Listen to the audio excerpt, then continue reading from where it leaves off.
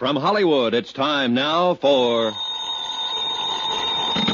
Johnny Dollar. Don Hancock, Johnny, Surety Mutual. Hi, Don. What's on your mind? Cui bono. Qui who? It's Latin, kiddo. Cui bono. Who benefits? All right, I'll bite. Who does? A little doll named Luann Parker down in Green Pass, Virginia. $100,000 worth, Johnny. Double indemnity. Wow, what did she do? Answer the question? She sure did, with a .38. 2 bullseyes right in her foster papa's heart. Well, then if it's an open and shut case, you don't need... Oh, it's that all right. She's the gal what done it. She admits it. But the coroner is about to call it an unavoidable accident. Seems little old Magnolia Blossom thought Papa was a prowler. And what do you think? Just what I said. Cui bono. So? I think you'd better put yourself on the payroll.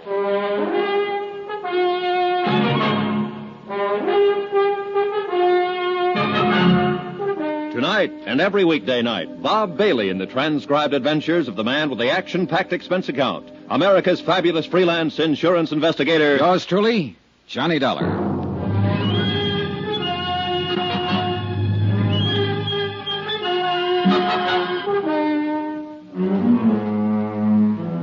Expense account submitted by Special Investigator Johnny Dollar to the Home Office, Surety Mutual Insurance Limited, Hartford, Connecticut. The following is an accounting of expenditures during my investigation of the Cui Bono matter. Item 1, $78.45. Transportation and incidentals, Hartford to Green Pass, which was a village of some 12,000 people, hidden among quiet wooded hills, and located, as I discovered on arrival, some 3 miles from the railroad station.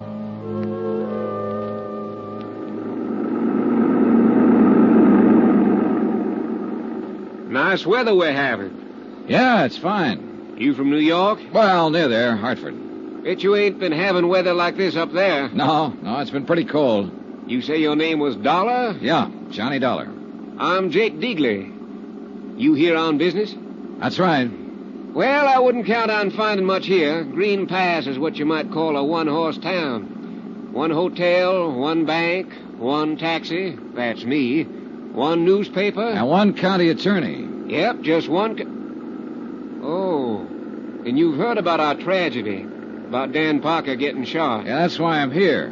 I'm an investigator for an insurance company. I see. Well, it was a terrible thing. It was... Oh, doggone it. If old man Hawley don't fix up them fences, he's going to be short a cow one of these days. That's the 3rd time this week they've been out the road. How do people around here feel about Dan Parker? Was he well-liked?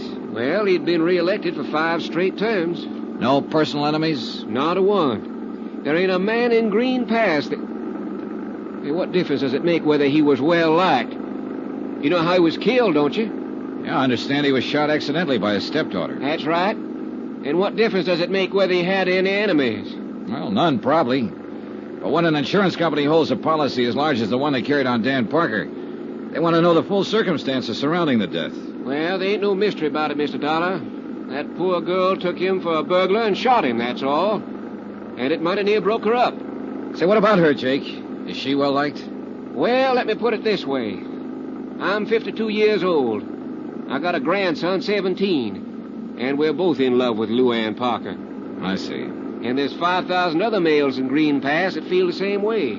She get along all right with her stepfather? They worshipped each other. She was all Dan had since Mrs. Parker died 9 years ago. They was thicker than thieves, them two. Rode horseback together, went fishing, took trips together. Well, then it's understandable that she'd be pretty broken up. It was terrible for her. She went clean out of her mind when she realized what she'd done. So tell me, was Dan Parker a wealthy man? No, fairly well-to-do for these parts, but no ways wealthy, the way you'd think of it in New York, for instance. Then I imagine the Parker girl would think of $100,000 as being a pretty sizable fortune. Mr. Dollar, let me give you a little advice. Oh? You got a job to do, fine. But if I was you, I'd be mighty careful how I went about doing it. Why so?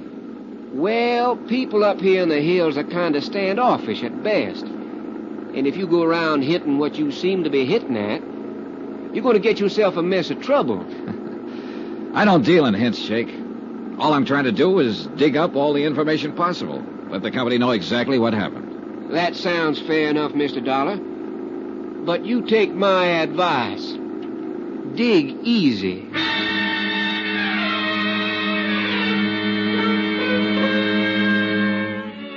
Jake Digley's one-man taxi service dropped me off at the town's one-man hotel. I signed in, left my bags, and did a quick resume of the case which Don Hancock had given me in New York. I tried pumping the hotel proprietor, but when he found out who I was, he frosted up like a mid-julep on a sultry day. But he did tell me I could find the sheriff across the square at the town's one pool room. It turned out to be a one-man place, too. And at the moment, Sheriff Jim Peterson was the one man.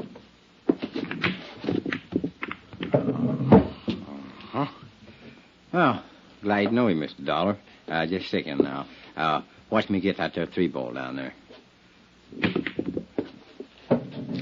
Good shot. No, that was a setup. You couldn't miss one like that if you wanted to. Got something on your mind, sir? Yes, I'm an insurance investigator. I'm here in connection with the Parker case. I'll see. Doggone it. Well, I don't think I'd call it a case exactly. It was an accident. Ain't no mystery about it, as far as I can see. I didn't mean to imply that there was, Sheriff. As it stands now, this is a routine investigation, nothing more. I'd just like to get the facts, find out exactly what happened. In order to furnish my company with the report, they need to pay the claim. I'd appreciate your cooperation if you've got the time. Ooh, I got the time all right, sir. How much you know about it? Well, not much. Dan Parker, as I understand it, was your county attorney here. His stepdaughter, Luann Parker, who is the beneficiary under our policy, mistook him for a prowler, shot him, and killed him. Well, that's about it. Well, the thing happened 3 nights ago. Dan been up to Richmond on business. He come back in on the midnight train. He walked down from the station. Walked 3 miles at that time of night? Well, it's a little over 2 to his place. It's outside of town a ways. Well, that's still quite a walk. Why didn't he call this taxi driver, Jake Digley? Yeah, well, he probably did try to, but Jake wasn't expecting any business, so he took a night off. He was out at Happy Hollow. See, that's a kind of a roadhouse about 5 miles up the highway. Does Dan's daughter have a car? Yeah, she does. But I figure he didn't want to bother her at that time of night. See, he wasn't due in till the next afternoon. But it appears like he finished up his business and decided to come on back at night without letting Luann know or anybody else. Now, let me see here. Was he in the habit of coming back unexpectedly from trips? No, I wouldn't say he was. Well, go on. Huh? Oh, well, Dan didn't take many trips.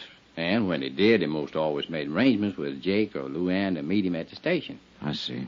So, anyway, he walked home that night, and he took a shortcut through the lane and come on in the back way across the terrace. And right there was his fatal act. Oh, what do you mean?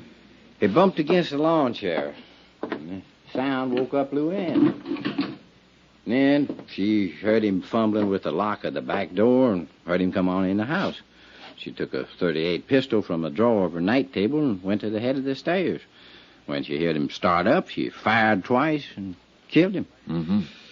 Were there any lights on in the house? No, she was afraid to turn on any light.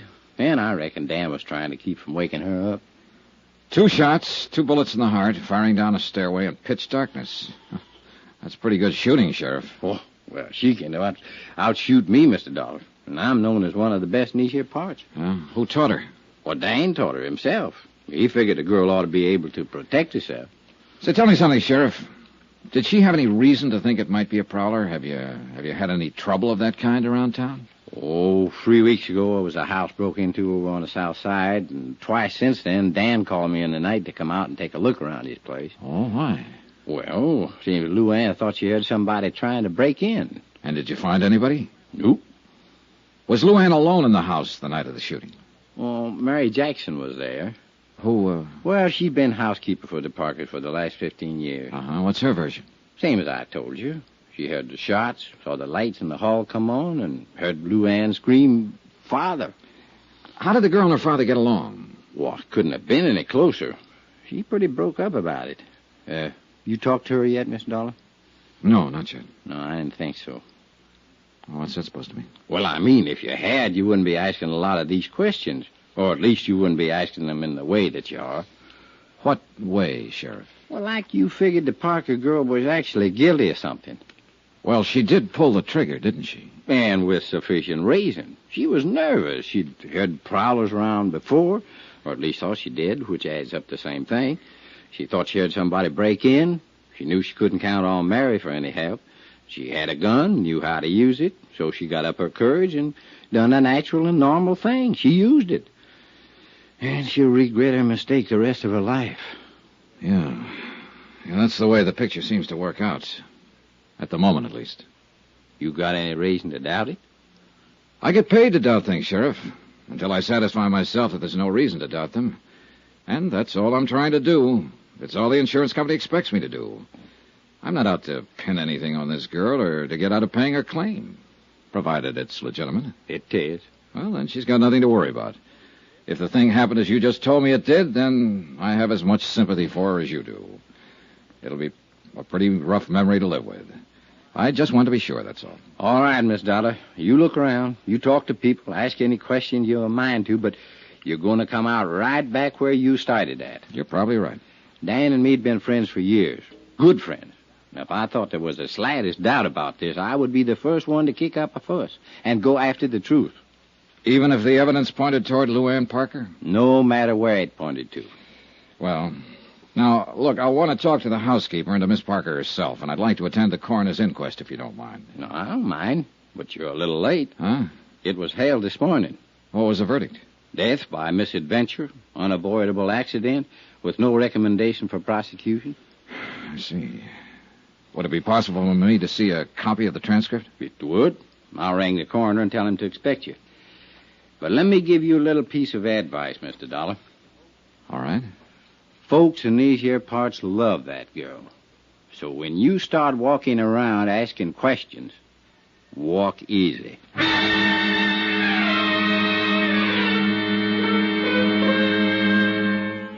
I went over the coroner's report and found nothing. Luann had been called as a witness and appeared to have answered all questions in a frank and a straightforward manner. I checked her school record. She was regarded as an unusually bright girl and had stood at the head of her class all through high school. She'd been elected cheerleader in her junior year, won the lead in the class play, had been chosen queen of the senior prom. She was the town's darling. They worshipped her. And I could see that casting any aspersions on her would be like an attack on the crown jewels. I began to feel like a peeping Tom, like a louse, like I was wrong. And yet, cui bono? Who benefits? 2 bullets in a man's heart and $100,000 payoff. I had to be sure.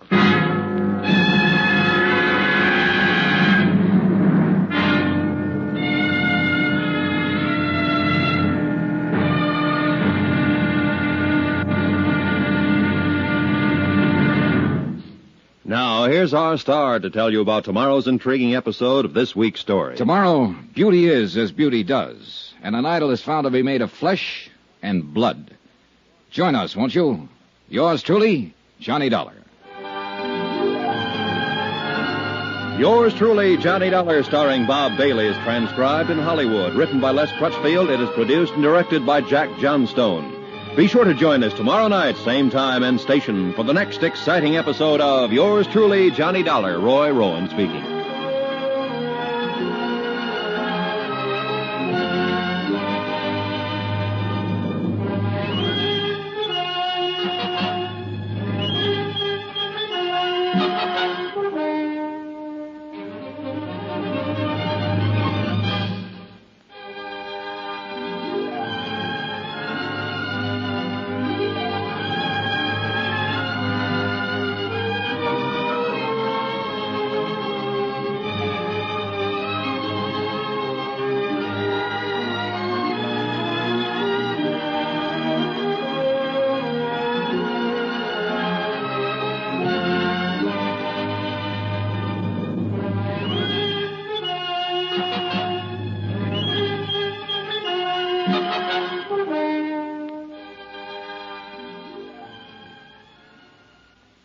From Hollywood, it's time now for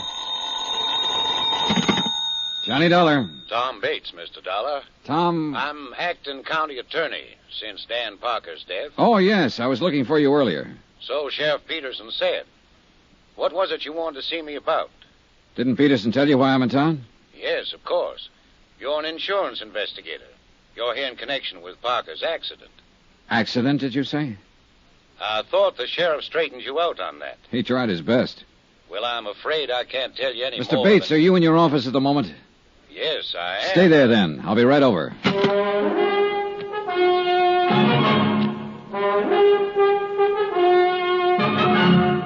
Tonight and every weekday night, Bob Bailey in the transcribed adventures of the man with the action-packed expense account, America's fabulous freelance insurance investigator. Yours truly, Johnny Dollar.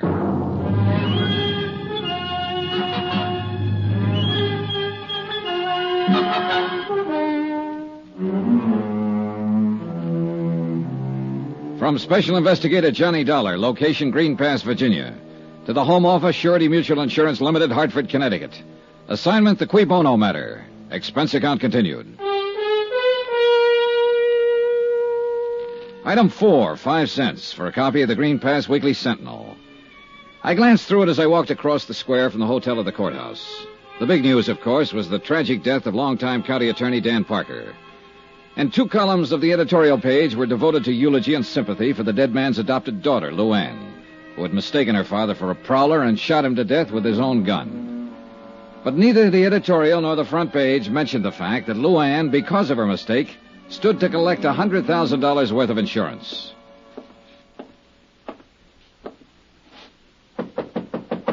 Come in. Are you Tom Bates? That's right. My name is Dollar. I just talked to you on the phone. And I told you I had nothing to say. Mind if I sit down? Now, look here. You look, Mr. Bates. I've been in the business of insurance investigation for quite a while. And I probably know the legal rules and responsibilities of your office about as well as you do. Get out, Dollar. Well, for 2 cents, that's exactly what I'd do. And if I did, you'd find yourself in a real tight spot. What are you talking about? The company would have a battery of high-powered legal eagles in town by 8 o'clock tomorrow morning. And they'd have a subpoena, a restraining order, an order to show cause so quick it'd make your eyes bug out. And that's where it would start to get embarrassing, Mr. Bates. When you tried to explain to the court why you were withholding evidence and refusing to cooperate. What do you mean refusing to cooperate? I haven't refused a thing. It sounded that way to me. I don't care how it sounded. Look, I know what you're up to. Peterson told me why you're here. Oh? You're out to muddy this thing up. You're trying to pin something on Miss Parker so you can get out of paying the insurance claim. And subpoena or no subpoena, you'll get no help from my office on a crooked deal like that. Any reason for you to think something could be pinned on her, Mr. Bates? Of course there's no reason. You saw the transcript of the coroner's inquiry, didn't you? I did. Well, did you find one single hint of suspicion anywhere in it? No. Not much of anything else, for that matter. Are you always as gentle with your witnesses as you were with Miss Parker?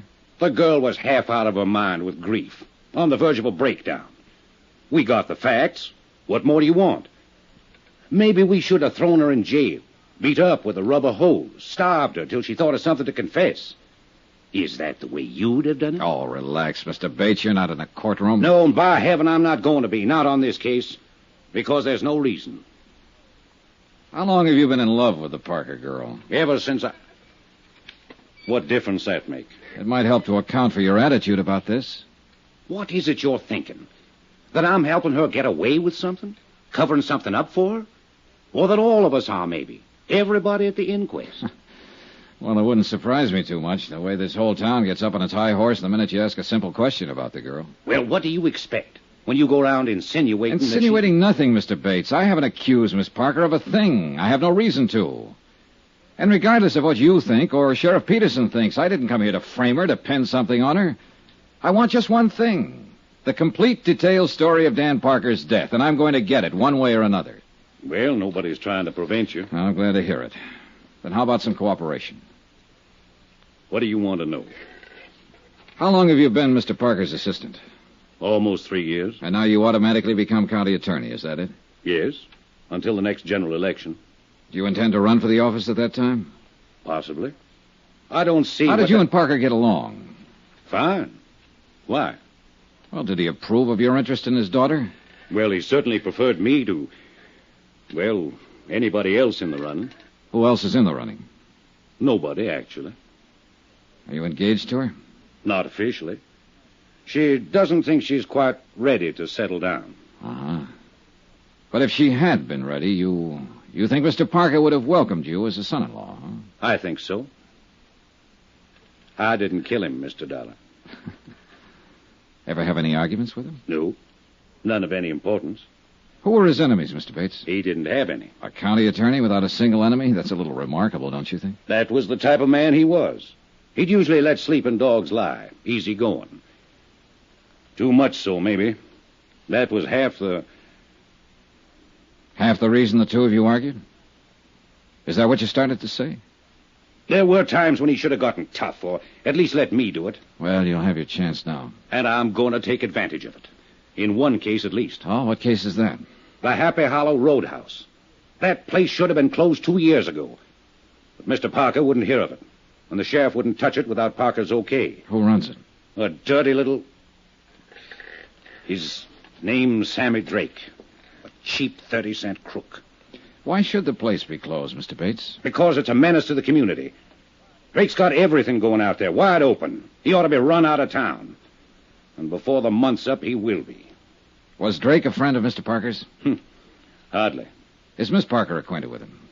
She knows him, of course. In a town this small, everybody knows everybody else. Doesn't mean anything. I see. You see what? What are you driving at, anyway? The complete, detailed story, that's all. Fine. But what bearing does this stuff have on the story? Oh, none, probably. The sheriff tells me Miss Parker is a dead shot with a pistol. Do you know if that's true? Absolutely. She can outshoot me any day of the week, along with most of the other men in the county. That's one of the ironies of the thing. It was her own father who taught her to shoot. Was she given a paraffin test the night of the accident to determine whether she'd fired a gun? Of course not. In the first place, we're not set up for it. And in the second place, there was no doubt but what she had. The housekeeper heard the shots and ran out in the hall and saw her standing there with a gun in her hand. And she admits she fired him. What more do you want? I guess that ought to satisfy any reasonable person. Well, thanks a lot for your cooperation, Mr. Bates. You're welcome. I'll frankly admit I don't have the slightest idea what line of thought it is you're trying to follow. It's the same one I've been following ever since I left Hartford. Do you know the Latin phrase, cui bono? Sure. Means who benefits. It was an old principle of Roman law. And it's still a good one. Who benefits here? Well, Luann Parker, of course, to the tune of $100,000. But maybe she's not the only one. There are different ways of benefiting, you know. It still comes back to the same thing. She's the one who mistook her father for a prowler that night. She's the one who pulled the trigger and fired the shots that killed him. Apparently so. But it's possible that somebody might have used her, Mr. Bates.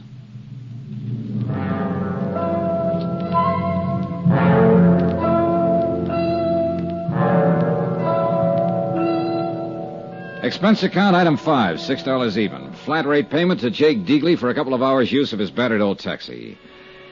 I stopped at the telephone office and I talked with the supervisor.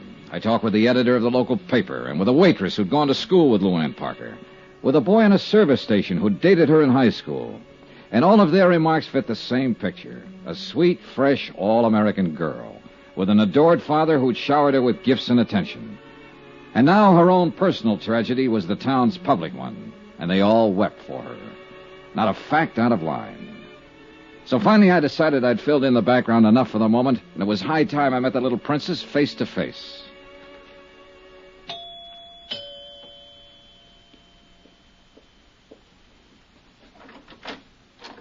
Yes, sir? Good afternoon. I'd like to see Miss Parker, please. Well, I'm sorry, sir, but she ain't here. Oh? She's been staying in with Dr. Praley and his wife.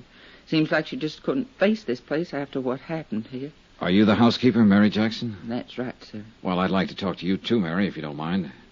What about, sir? Just a routine question or two. I'm with the insurance company that carries the policy on Mr. Parker's life. Well, I don't think I ought to go around talking Well, it's quite all about... right. Sheriff Peterson and Tom Bates are both cooperating with me, so you can be sure there's nothing wrong about it. Well, if them two say it's all right... They do. Then I reckon it is. Won't you come in, sir? In a few minutes' conversation, I learned that Mary Jackson had practically raised the Parker girl and worshipped both her and her father. She showed me the terrace where Dan Parker had bumped into the chair and wakened both his daughter and Mary, the back door where he'd entered the house that night, and then finally the main stairway where the shooting had taken place. When I heard the shots, all I could think was, oh, my poor baby, and I come running out in the hall. Your room is the third door there, is that right? Yes, sir. Well, just then Miss Luann turned on the lights, that switch right there beside you, and I saw her standing here at the top of the stairs with a gun in her hand. Then we both looked, saw it was Mr. Parker. We run down there. Miss Luann tore off his tie and pulled his shirt open, but he'd already passed on. Yeah, it must have been a terrible thing for both of you. Yes, sir, it was. Mr. Parker seems to have been a very generous man, especially with his daughter. Oh, he always gave her anything she wanted. Bought her another new car just last month. Yeah, I saw it in the driveway. This is a very attractive house. Must be worth $25,000, $30,000. Mr. Parker bought it just 2 years ago. He thought with Miss Luann growing up, she ought to have a better place to live. What's your salary here, Mary? $95 a month, sir. And my keep, of course. I wonder how he did it. Sir? Well, Dan Parker made $5,000 a year as county attorney. There's less than $600 in his bank account. The manager said it's never been much higher. And yet, this house, new cars, those clothes of Miss Parker's that you showed me, a $50,000 life insurance policy. How about that, Mary? I don't know nothing about it, sir. And still, with all this, they were always quarreling. How'd you find that out? Why, Mary? What did they quarrel about? Well, it's only been the last 6 months, and it wasn't her fault. It wasn't like her. It was that Sammy that put those ideas in her head. Sammy Drake, the fellow who owns the Happy Hollow? And she was a restless one with nothing to do, and he took advantage of it. Filled her head full of crazy notions. I know it was him. What crazy notions, Mary? Oh, going off to New York, getting on the stage, or dancing in some nightclub. It's the only thing Mr. Parker ever refused her. But he sure put his foot down on that. He said the only way she'd do it'd be over his dead body. Oh, sir. Thanks, Mary. You've been a lot of help.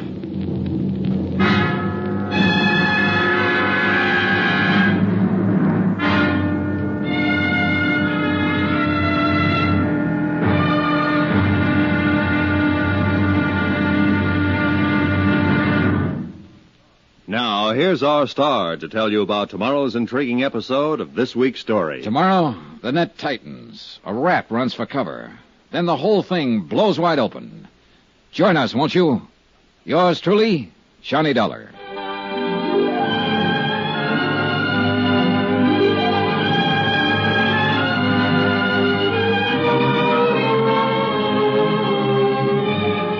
Yours truly, Johnny Dollar, starring Bob Bailey, is transcribed in Hollywood.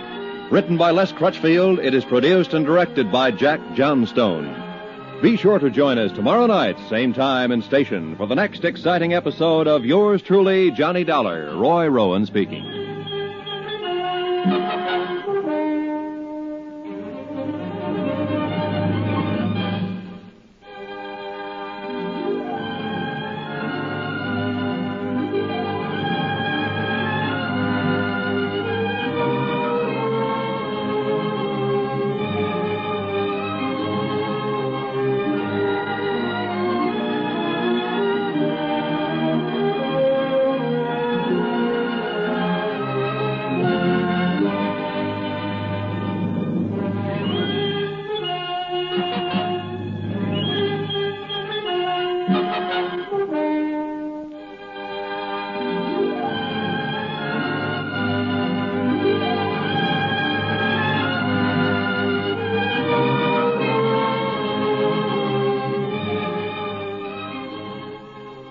From Hollywood, it's time now for...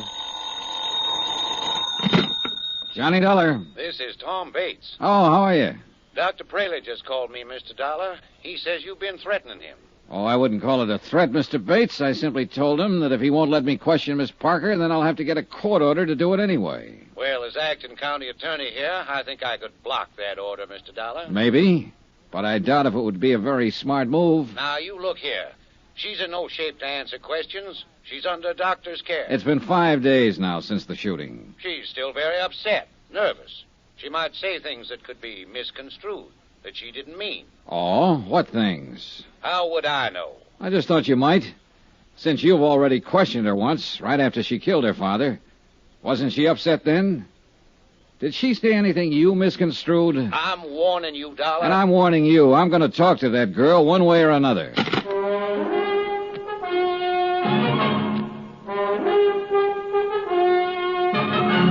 Tonight and every weekday night, Bob Bailey in the transcribed adventures of the man with the action-packed expense account, America's fabulous freelance insurance investigator. Yours truly, Johnny Dollar.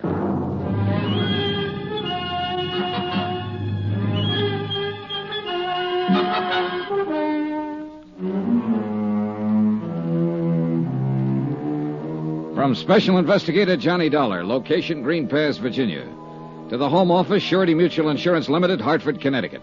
Assignment, the Cui Bono matter. Cui Bono, Latin for who benefits. Item 8, $1. Transportation out to Sammy Drake's Happy Hollow Roadhouse on the highway north of town. On the way there, I thought over what I'd learned so far, and I realized it wasn't much. On the face of it, the thing was simple enough, no mystery at all. 5 nights ago, Dan Parker, the local county attorney, had returned from a business trip and entered his sleeping house. His adopted daughter, Luann, mistaking him for a prowler, had shot him to death in the darkness. There it was, an accident, pure and simple. The coroner said so, the sheriff agreed, and the whole town was determined to keep it that way. But I still couldn't buy it quite that easily. Not when there was a $100,000 life insurance policy payable to Luann Parker, the girl who'd pulled the trigger. Maybe I'd find some answers at the roadhouse.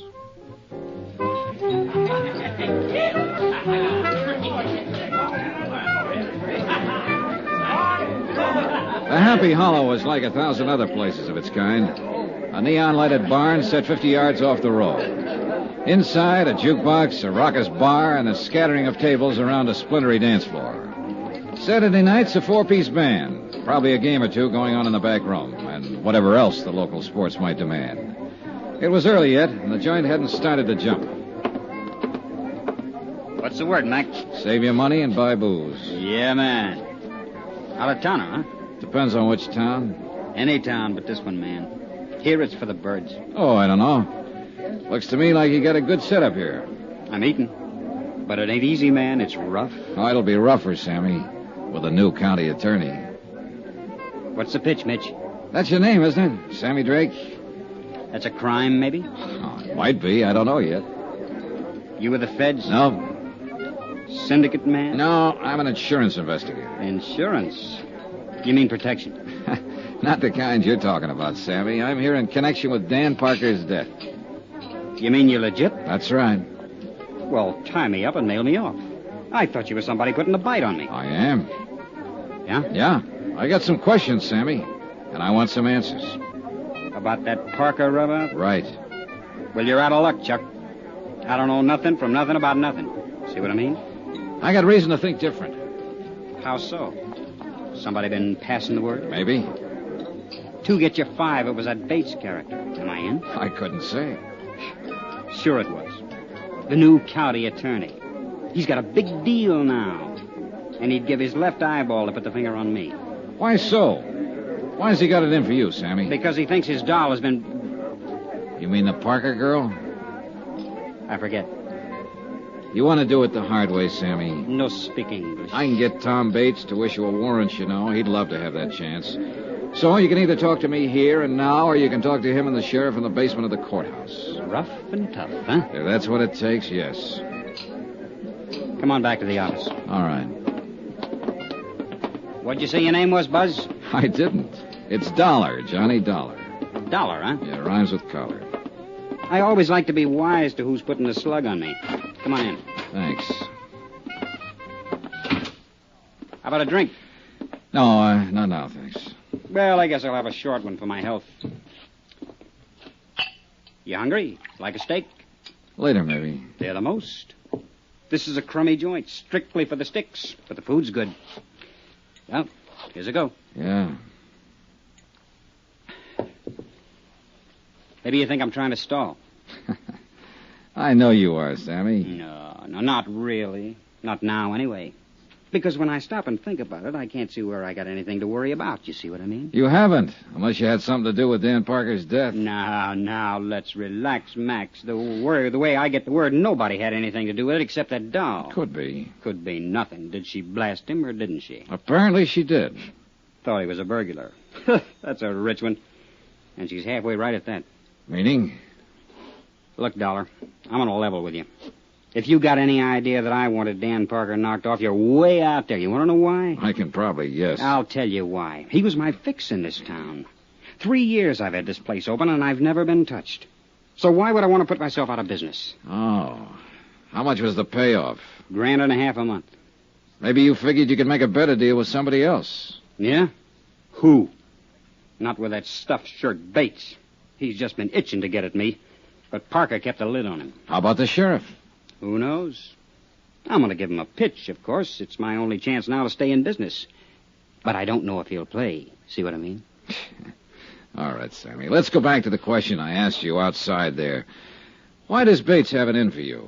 Because he's got the drooling goose for that Parker kid. And he didn't like it much when she kept hanging around me.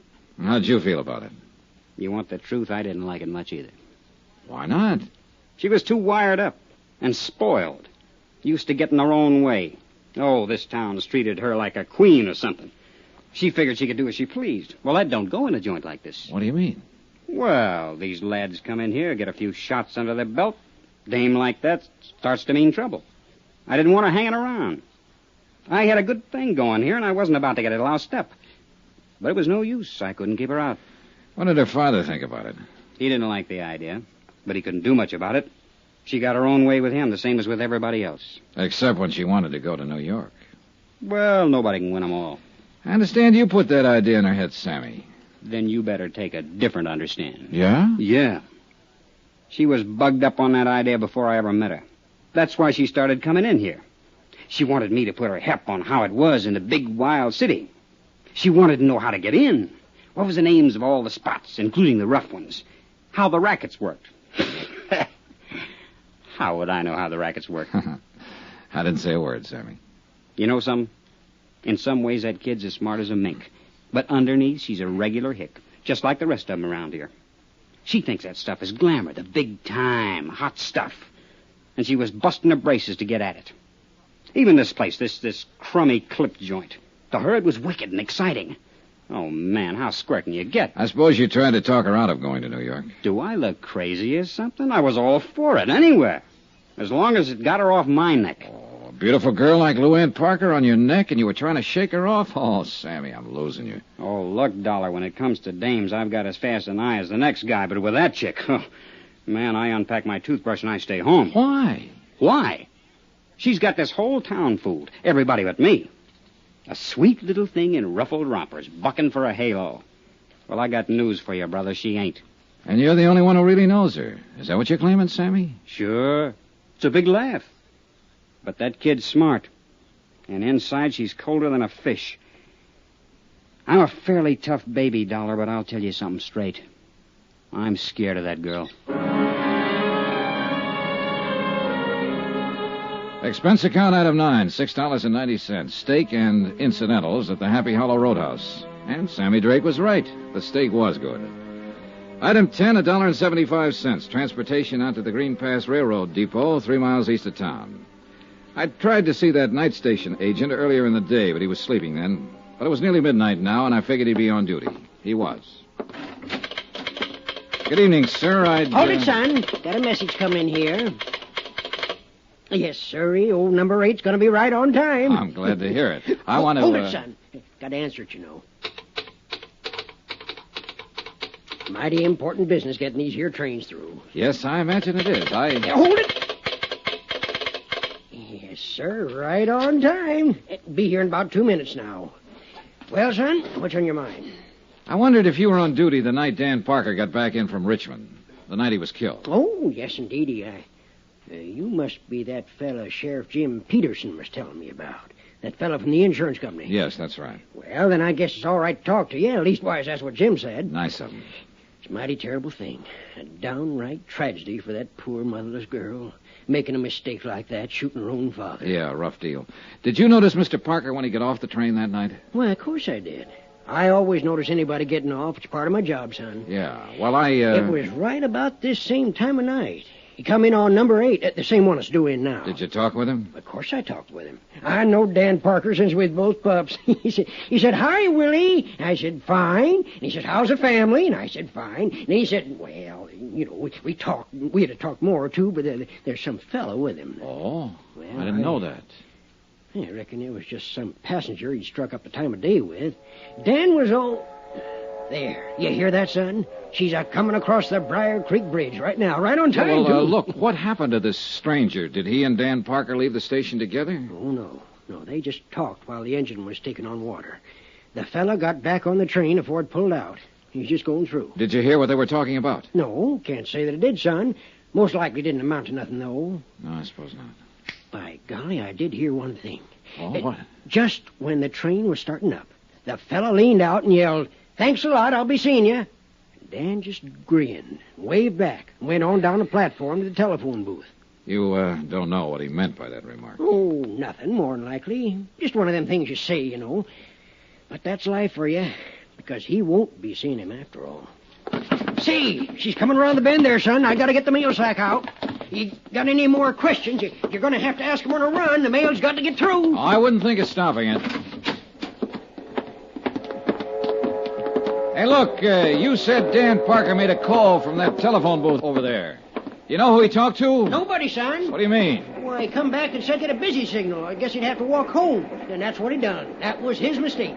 That was one of them anyway. And you got any more questions, I reckon they'll have to wait. I haven't got any more. How's that, son? I said thanks a lot. What for? Well, there you got me. I don't know.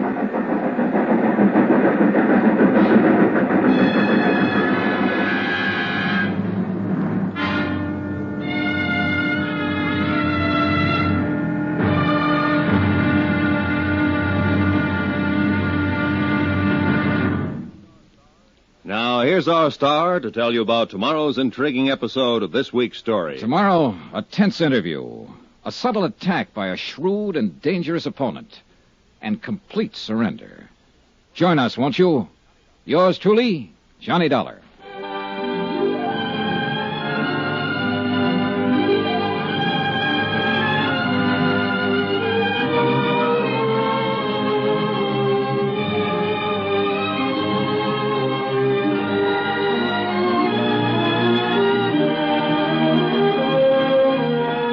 Yours truly, Johnny Dollar, starring Bob Bailey, is transcribed in Hollywood. Written by Les Crutchfield, it is produced and directed by Jack Johnstone. Be sure to join us tomorrow night, same time and station, for the next exciting episode of Yours truly, Johnny Dollar. Roy Rowan speaking.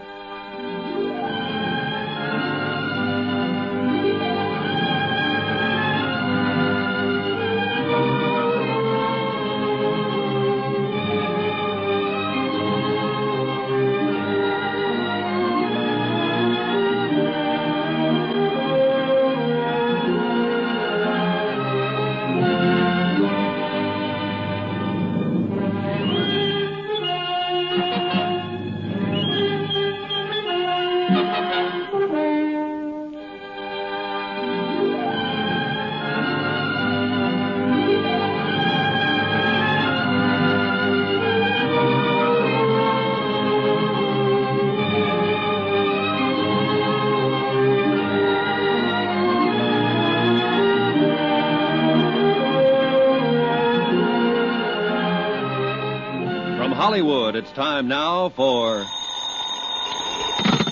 Johnny Dollar. Tom Bates, Mr. Dollar. Oh, good morning, Mr. Bates. There's nothing like starting the day with a good fight. That is not my intention at all. Good.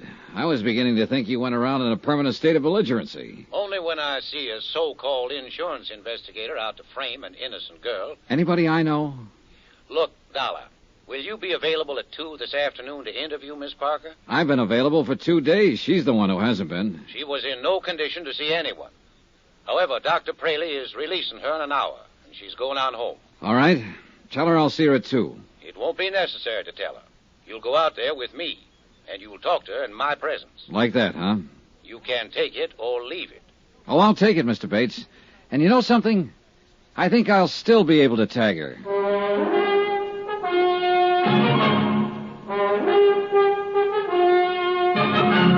Tonight and every weekday night, Bob Bailey in the transcribed adventures of the man with the action-packed expense account, America's fabulous freelance insurance investigator. Yours truly, Johnny Dollar.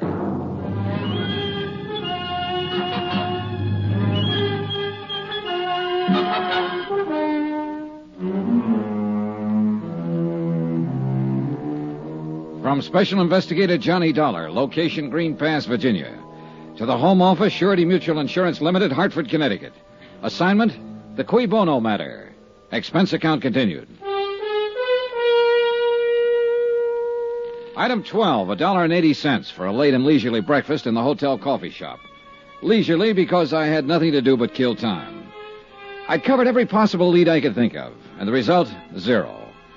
The simple facts of the case were that Dan Parker, the local county attorney, had returned unexpectedly from a business trip late at night, entered his darkened home, and had been shot to death as a prowler by his daughter, Luann.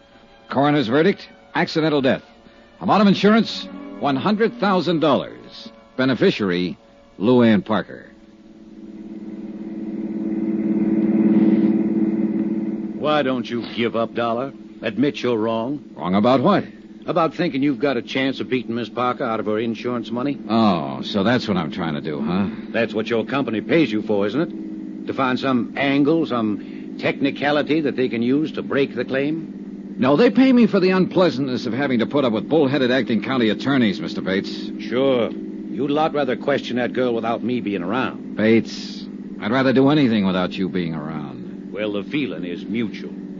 I just can't quite figure you. Usually I get complete cooperation from the local prosecutor's office. But you've tried to block every move I've made here. I'm protecting Miss Parker's rights, that's all. Her rights haven't been challenged. I'm not out to get her. If I'm convinced that she's innocent and that her claim is legitimate, I'll report it that way. All the company wants is the facts. Look, I'm not hired as a claim breaker. And of course you know that. You've dealt with insurance cases before. So I wonder what the real reason is for your attitude. Suppose you tell me. Well, you're in love with her, of course, and that itself could be the explanation. Or maybe it's only part of it. Meaning what? Maybe you know more about it than you've admitted. Maybe you know she's guilty and are trying to cover up for her. I know she's innocent, sir. Or, it's possible your motives are a little more selfish. Maybe she's covering up for you. What do you mean by that?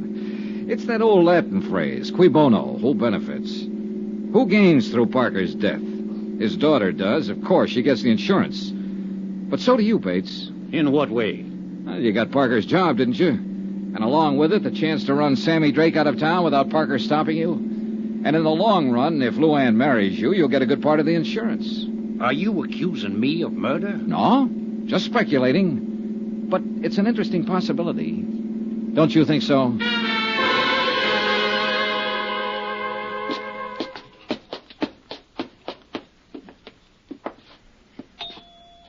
Any particular subjects I should avoid, Mr. Bates? Ask anything you want, as long as I'm here to advise her. Oh, hello, Tom. Luann, this is Mr. Dollar from the insurance company. How do you do, Miss Parker? Mr. Dollar, won't you come in? Thank you. I guess we better go in the study. Mary's cleaning the living room. In here. Just sit down anywhere. How do you feel, Luann? Oh, I'm all right now. For a few days after it happened, I couldn't feel anything but horror, self-loathing. I wanted to kill myself. But the last 2 days I've done a lot of thinking about what Daddy'd say if he was still here. He was a wonderful man, Mr. Dollar. Yes, the whole town seems to agree on that. I'd give my life gladly to change what happened. But it can't be changed. Daddy used to say, Luann, remorse is only self-pity in disguise. The future is a question mark. All you have is the present, so live it. He believed in those ideas, Mr. Dollar, and I'm going to try to live my life by those beliefs, because I loved him very much. Miss Parker, I have a few things I'd like to ask you in order to complete my report. Do you feel up to answering some questions? Yes, of course. Whatever you wish. I insisted, Luann, that I be present during this interview. Why, Tom? His job is to save money for the insurance company. He'll try to trip you up, lead you into saying things you don't mean, things that could be misinterpreted. Tom, that's ridiculous. I've nothing to hide. Of course, hon. But he'll make it seem as if you do. I'd say you're making it seem that way, and for no more reason than just a silly kind of suspicion. Luann. Mr. Dollar, would you rather talk to me alone? I think it would work out a little better that way. Tom, it's been nice to see you.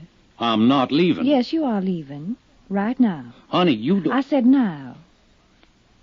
All right, Dollar. I guess you will. Phone me later, Tom. Sure, Luann. He's nice. He means well, but sometimes he can be an awful idiot. Oh, his actions are fairly normal for a man in love. Or one who thinks he's in love. It usually adds up to the same thing. Cigarette, Miss Parker? Oh, thank you.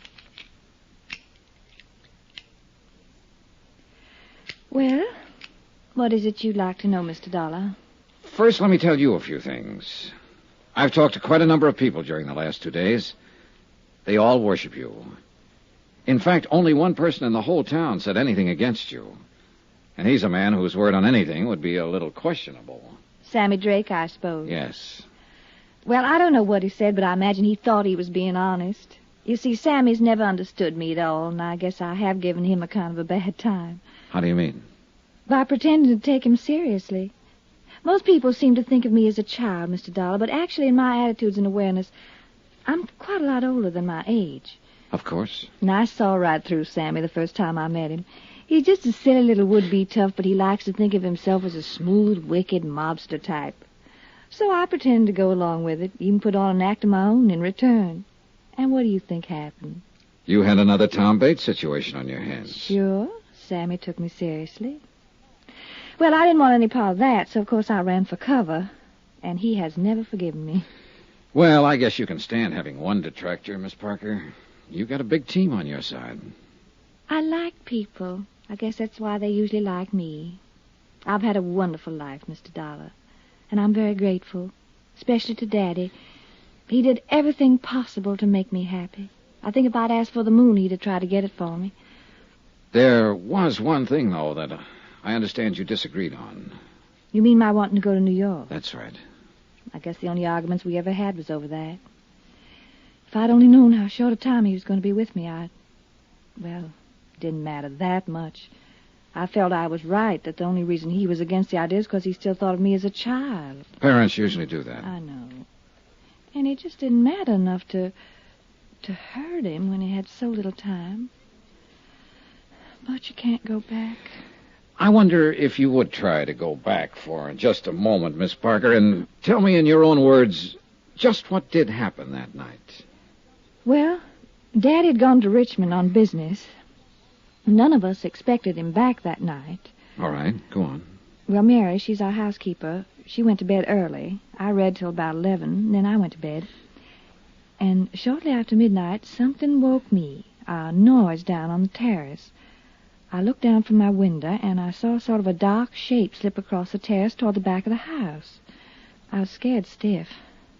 I'd heard prowlers outside twice before during the past month. Yes, the sheriff told me you didn't. Yes, well, I realized it was up to me because Mary would have just gone to pieces if I'd waked her. All I could think of was getting to the phone down at the bottom of the stairs. When I started out of my room, I could hear somebody fooling with the lock on the back door. And that's when I thought of the gun. Where was it? In the drawer of the night table beside my bed. Daddy'd put it there himself after the night I heard the prowler, but I'd almost forgotten it. All right. Then what did you do? Well, I took the gun. I went back out into the upstairs hall. All I had in mind even then was to go downstairs and get that phone. But when I reached the stairway, I heard someone moving down below, and I realized that whoever it was had already got in the house, that they were starting up the stairs. And I could see just a vague blur, dark shape against the shadows. I was petrified. I remember thinking he's probably got a gun. And without even stopping to consider, I fired twice down the stair. Yes, Miss Parker? I heard him fall, I knew I'd hit him. Mary screamed and came running out of her room. I found the switch and I turned on the lights. And then I saw what I'd done. It was Daddy. I'm sorry, Miss Parker. And I'm sorry it's necessary for you to go back over this. I'll be all right. There was one thing that wasn't brought up at the inquest. Your father apparently tried to make a phone call from the railroad station that night, and he told the agent all he was getting was a busy signal. Could he have been trying to call here? I don't know. I didn't know about it. Would he be likely to call you, coming in unexpectedly that way? Oh, he'd be more likely to call Jake Digley. Jake runs a taxi service here. Yes, I met him. Well, he might have tried that. But Jake was out at Sammy's place that night. Well, the reason I say that is because Daddy would have known that our phone is usually off the hook at night. Was it off that night? Well, I don't remember. Maybe Mary knows. One or the other of us was always taking it off because we had to go clear downstairs to answer it. Yes, Miss Luann? Oh, Mary, the night Daddy was killed, do you remember whether the phone was off the hook or not? Yes, Miss Luann, it was. I remember when I picked it up to phone the doctor. I ain't sure if you left it off that night or I did, but it was off all right. Thank you, Mary. Yes, sir. Well, Mr. Dollar, what other questions do you have? None, as a matter of fact. I did have several more, but you've already answered them indirectly. Thanks for cooperating. You're quite a girl, Miss Parker. Oh, yes, I'm quite a girl. A girl who killed her own father. Goodbye, Mr. Dollar. I meant exactly what I said to her. One way or another, she was quite a girl. Either she was one of the sweetest, bravest, and most honest kids I'd ever met, or she was one of the smartest, coolest little murderesses who ever walked the face of the earth. And I was very much afraid that I'd never be quite sure which.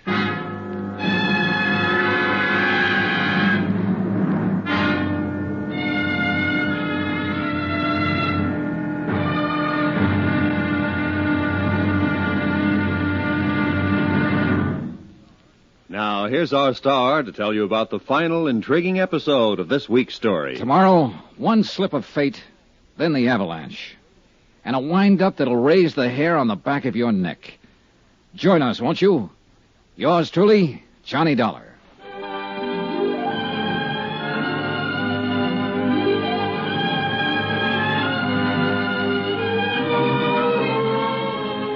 Yours truly, Johnny Dollar, starring Bob Bailey, is transcribed in Hollywood. Written by Les Crutchfield, it is produced and directed by Jack Johnstone. Be sure to join us tomorrow night, same time and station, for the next exciting episode of Yours truly, Johnny Dollar.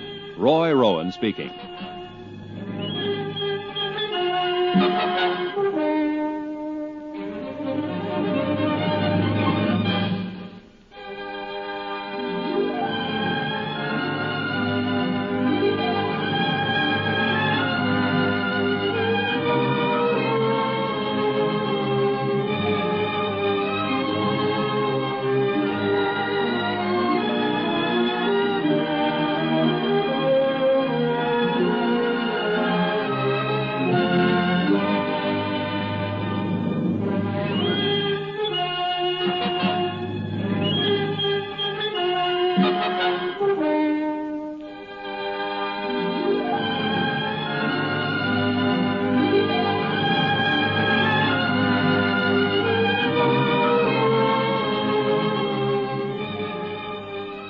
From Hollywood, it's time now for... Johnny Dollar. Jim Peterson, Mr. Dollar. Oh, hiya, Sheriff. I understand you talked with Miss Parker this afternoon. That's right, I did. Well, what do you think now? I think I'm going back to Hartford the first thing in the morning. So, you finally decided the girl is innocent. I don't know, Sheriff. And I probably never will know. I'm just finishing up my report now. I'll send you a copy of it. Well, I'll be mighty interested in seeing it. On the basis of my investigation, I'm sure the company will pay her claim without question whenever she's ready to file. I'm beat, hands down, and there's no use denying it. Well, you can't win every time, Mr. Dollar. It's not that, Sheriff. But this is the first time I've ever had to end a report with a question mark.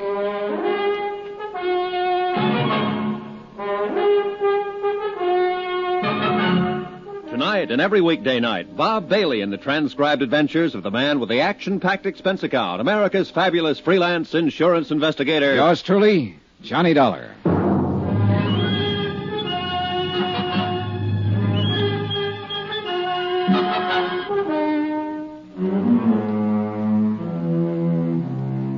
From Special Investigator Johnny Dollar, location Green Pass, Virginia, to the Home Office, Surety Mutual Insurance Limited, Hartford, Connecticut. Assignment, the Bono matter. Expense account, final page.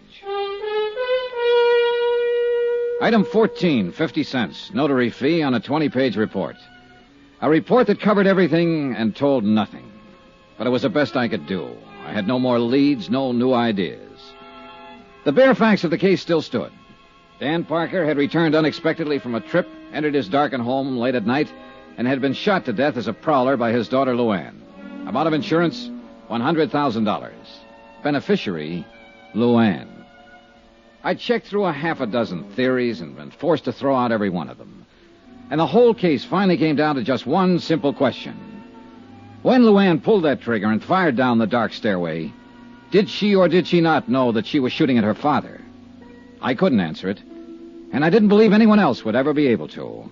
Except, of course, Luann herself. Item 15, $1 even. Transportation out to the Happy Hollow Roadhouse, where the steaks were good, the drinks were good, and a beaten-down guy could kill an evening. Well, wrap me up and nail me south. Here's that dollar man again. How's it going, Sammy? Business gets any worse, I'll open an artery. You here for kicks tonight, or are you going to put the arm on me again? Let joy reign unsuppressed. That's the word, man. That's the word. Come on over. I'll let you buy me a drink. You're riding on a swindle sheet. Or better yet, I'll let you buy me one. You own the joint. Okay. Set us up, Joe. Make mine the usual fusel. What'll you have, sir? Scotch on the rocks. You ever get through to that Parker chick? Yeah, I talked to her this afternoon. Well, what do you think, man? Was I right or was I right? About what? Is she a cool fool or not? I don't know, Sammy.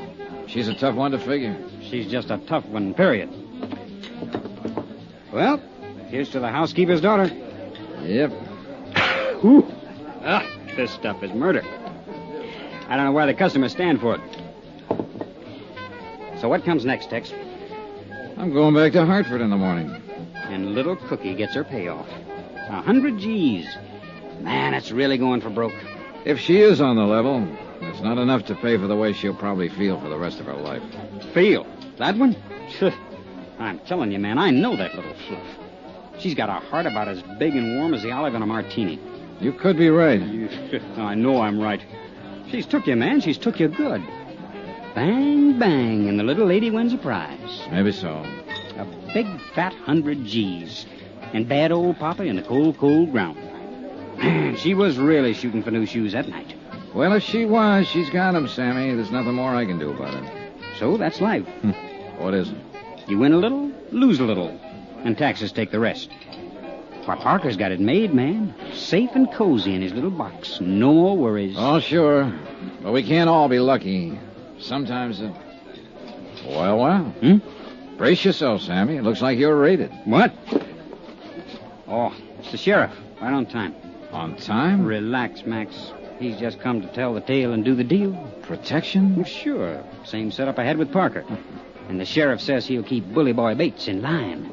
How about that, huh? Well, life goes on, I guess. Well, I wasn't expecting to run into you out here, Mr. Dollar. I don't imagine. Finish your report? Yep. Right down to the last comma, Sheriff. And the last question mark. Oh, now, I don't reckon there's any question mark. You got to the truth, all right. Just wasn't what you'd expected, that's all. Maybe so. You got a minute, Sammy? Sure thing, pal. Let's go back to the office. Stick around, Dollar. The joint will be jumping. Fine. I can hardly wait. Let's have another one here, bartender. Coming up.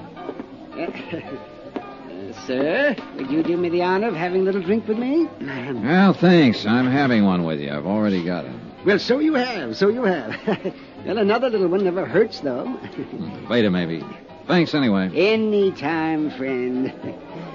What line you in? Insurance record. Well, that's all right, I guess. Oh, thank you, bartender. Thank you very much. I'm in ladies' ready-to-wear myself. Must be fascinating. A wholesale. I work out of Baltimore. cover 3 whole states. Oh, I got a great little line of merchandise. I really don't need any. Oh, the heck with business. Let's live a little, shall we? Mr. What? Dollar. Johnny Dollar. Oh, yes. Well, here's looking at you, Dollar.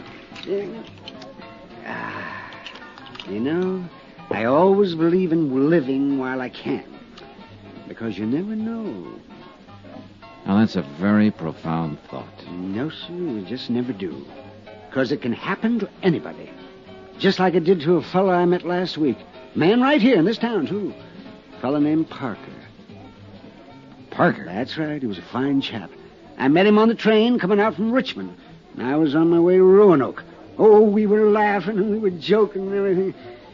And that very night he got killed. And I read about it in the paper. So you just don't never know. Hey, look, tell me something. Are you the man who got off the train with him, talked with him on the platform while the train was standing in the station? That's right. He wanted me to meet his daughter. And that's all he talked about. It was his daughter. Oh, he was crazy about that kid. Well, did he expect her to be there at the station? Yes, but she wasn't. I guess he got the wires crossed. He tried to phone her, but he didn't have any luck. So I get back on the train. He walks off down the road, and a half hour later, he's dead. I'm telling you, just never know. On the train, on the way down, what did he say about his daughter? Oh, you know, the way a guy talks about his kid. He worshipped her. Yes, he did. That's all. He was telling how they were always kidding each other. And they were... Oh, say, here, take a look at this tie I'm wearing. Yeah, sure, it's a nice tie. Sure, it's a nice tie. That's what anybody would think, just to look at it. Yeah, it's a nice... Come on. I want to show you something about this tie. Well, can't you show me without going No, you got to go outside, so come on. Mr. Parker gave me this tie. He was wearing one on the train, and I liked it, so he gave me one. He said he had 3 of them. His daughter gave them to him the week before. He got them from some novelty house. So come on. Well, look, what is it you want to show me about it? Well, come on. We got to go down there at the corner of the building. Oh, boy, this'll knock you out. No, I'm telling you, it's just real crazy. Yeah, it must be. Parker never would have given it to me except he had 3 of them. He figured he could never wear them all, so... Well, come on, let's see the trick. All right. Look, it's just a nice necktie, isn't it? That's all. Yeah, that's it. Nothing out of the ordinary. Now, come on around the corner here out of the light. Oh, boy, this is going to fracture you. Now, look. Well, I'll be... Good Lord. How about that, eh? Is it crazy? That daughter of Parker's really must be something, huh? Yeah, she is. Can you imagine a kid thinking up an idea like that? Can you? Giving her dad a necktie that glows in the dark.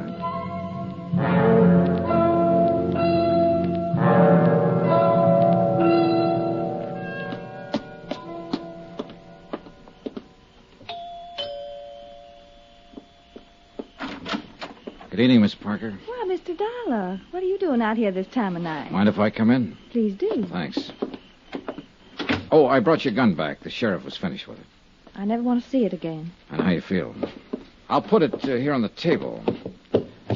You'd better not leave it there, though. It's loaded. I wish Sheriff Peterson had kept it. Oh, it may come in handy sometime. Again. Mr. Dollar. I was planning to leave town in the morning, Miss Parker. I'd already made out my report and given you a clean bill of health. Well, I didn't even realize I was under suspicion. What was I supposed to have done, Mr. Dollar? Deliberately murdered your father in order to collect $100,000 in life insurance. You've got a pretty horrible mind, haven't you? Maybe, but I wouldn't trade it for yours. Haven't you noticed my necktie, Miss Parker? I thought you'd tag it the first thing. Why should I? Because it belonged to your father. A special gift from his loving daughter. He gave it to a man he met on the train, and I bought it for $10 this evening. So now you know what happened to the 3rd tie. That's probably been bothering you. Because I imagine you carefully destroyed the other 2. I think you're a little more than slightly insane. Oh, it was a neat plan. Simple and sweet. You got the idea a month ago when the sheriff caught a prowler over on the south side of town. And suddenly you began to hear prowlers at night. You bought your father a set of ties that glow in the dark. And then you waited. And when he came back from that trip, you got your chance. You've got quite an imagination. Oh, it was a great setup. A dark house and him wearing a tie that glowed in the dark, just like this one, Miss Parker. It was a perfect target. You couldn't miss. It's almost a shame that you were beaten by one unforeseen accident. Your father talked to a stranger and gave him a tie. And that tie is going to hang you No, I don't think so, Mr. Dollar. Turn on those lights. You were right, you know. It is a perfect target. You were very clever, Mr. Dollar, but not quite clever enough, or you'd have known. Sheriff. Yeah, I've been standing out there on the terrace. You... No, Luann. You better give me the gun. No use pointing it, honey. It's loaded with blanks.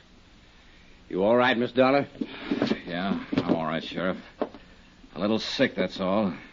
That anybody so beautiful could be so rotten. You faked it. You tricked up the whole thing just to frame me, you filth. You dirty evil. That's enough, Luann. That's enough. Nobody tricked you except yourself. That's hard for me to believe. Dan and me used to take you fishing with us when you wasn't no higher than that. You was the prettiest little thing I think I'd ever seen. Oh, shut up, you old fool. Now I got to take you someplace again. Wish I hadn't ever lived to see this day. And I'm mighty glad that Dan ain't here to see it. Come on, honey. We better get started.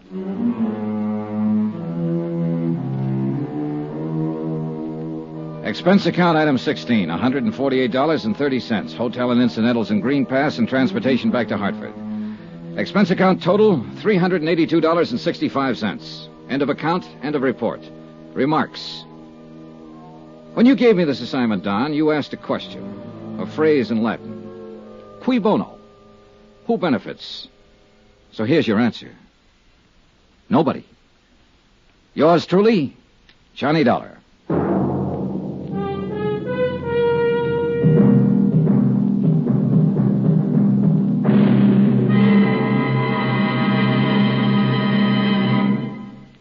Remember, there'll be another intriguing story for you beginning next Monday night. Next week, a study in entomology. You know, bugs.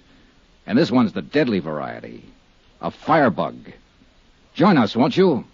Yours truly, Johnny Dollar.